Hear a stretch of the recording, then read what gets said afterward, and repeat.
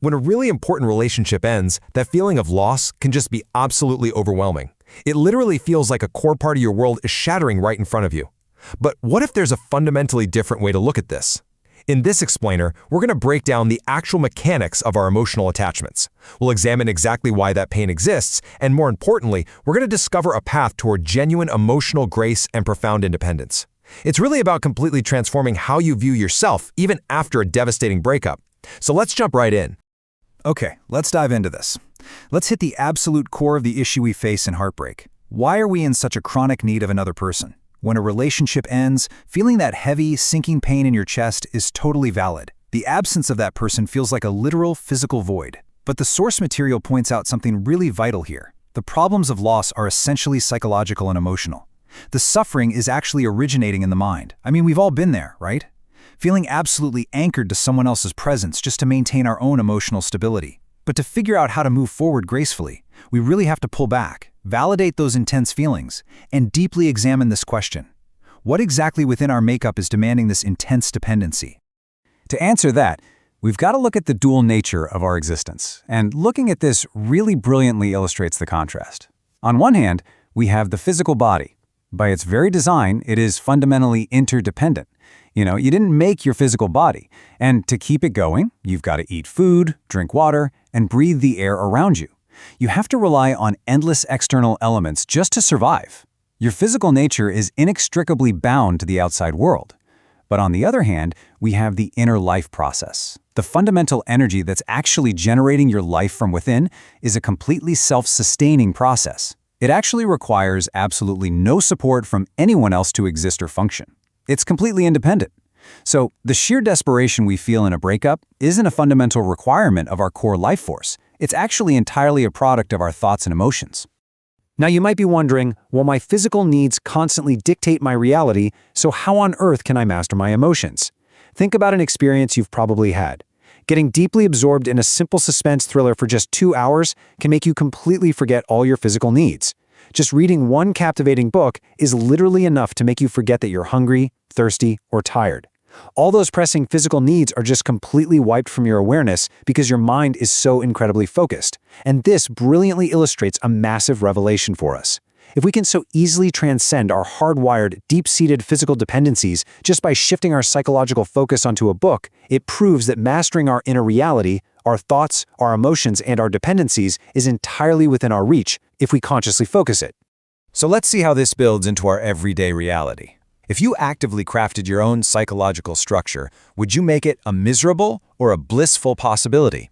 I want you to really think about that for a second. What do you intend for yourself? What you intend for your neighbor might be debatable, but for yourself, you would absolutely choose bliss every single time. No human being consciously or purposefully crafts a mind designed for misery. So what does the sheer agony of a breakup actually tell us? It simply exposes the hard truth that we haven't been consciously crafting our own inner psychological structure the way we actually want it. We've kind of just left our thoughts and emotions entirely on autopilot, allowing them to blindly attach to others for survival. If we were consciously the architects of our mind, a loss wouldn't completely devastate us because our baseline psychological structure would be engineered by us for joy, not dependent misery. This brings us to a really beautiful paradox, which is kind of the emotional climax of our explainer today. Live like you're willing to die for somebody right now, but gracefully go ahead with life if they disappear tomorrow. It's an incredibly powerful concept, and notice what it is not saying. It's not about being emotionally detached or callous. No way. Today, you must genuinely live like you are willing to give everything for this person. You have to invest deeply, because otherwise there is no true sanctity to life or love. But the paradox is this. If tomorrow, through death or them needing to be free or whatever reason, they disappear, you must be able to gracefully go ahead with your life. This delicate balance is the ultimate secret. It allows you to maintain the absolute sanctity and intensity of love without ever losing your fundamental autonomy. Now, what's really interesting about this slide is what happens when we fail to grasp that delicate paradox. People generally fall into one of two flawed extremes. On one side, you have the ruthless philanderer. This person uses cold, logical calculation, thinking, hey, I'm an independent piece of life, why do I need anybody? If you live this way, your life becomes utterly devoid of genuine depth and connection. It just gets ugly. On the other extreme, we have the sappy and lost. These folks cling incredibly tightly. They might experience some joy at the very beginning of a romance, but because they are entirely dependent, the relationship quickly descends into continuous complication and pain. Both of these extremes occur for one simple reason. Instead of understanding and experiencing our own inner nature, we spend all our energy desperately trying to figure out our partner's nature. And trying to perfectly figure out someone else is a game you're literally never going to win. So the absolutely crucial point here is, how do we fix this dynamic? Well, the roadmap is deeply practical. First, stop trying to understand the other person's nature. We just learned that's a total dead end. Instead, focus intensely on experiencing your own inner nature. Once you tap into that self-sustaining, independent life process within you, everything shifts. It's a real game changer. You can then have a wonderful relationship simply because of who you are. Think about it. If you only have a wonderful relationship because somebody else is being wonderful, that is a highly precarious way to live. You are entirely at their mercy for your happiness. Taking control of your own emotional state changes everything. You build true connections from a place of wholeness. Don't rely on someone else being wonderful to feel joy. You must cultivate a wonderful relationship with everyone around you simply because of the joyful person you have consciously crafted yourself to be. And that perfectly sets up our final thought for this explainer. It's a profound metaphor I want to leave you with.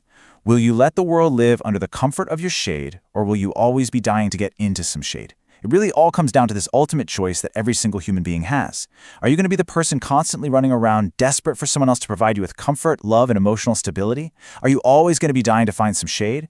Or are you going to consciously craft your own psychological structure, tap into your deeply independent inner life process, and grow into a massive, beautiful tree yourself?